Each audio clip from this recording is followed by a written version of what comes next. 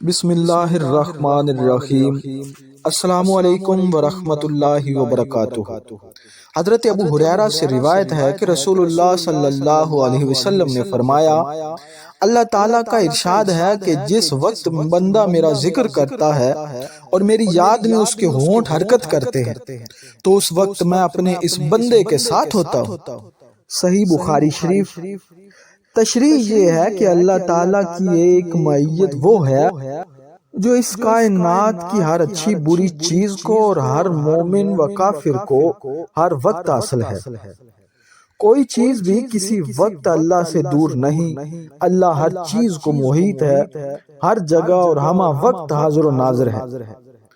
اور ایک معیت رضا اور قبول والی معیت ہے، اور اس حدیث قدسی میں جس معیت کا ذکر ہے وہ یہی رضا اور قبول والی معیت ہے۔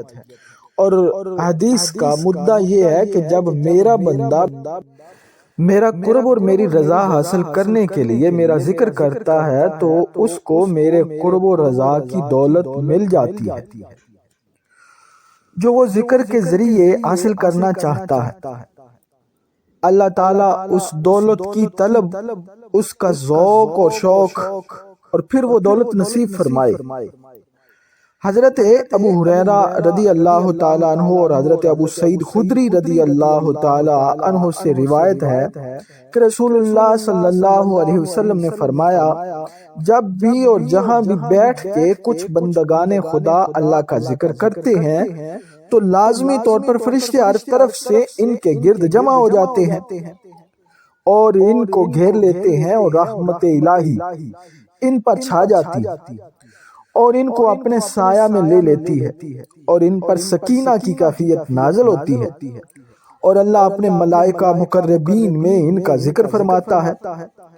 اللہ تعالیٰ سے دعا ہے کہ ہمیں عمل کی توفیق عطا فرمائے۔ آمین ثم آمین۔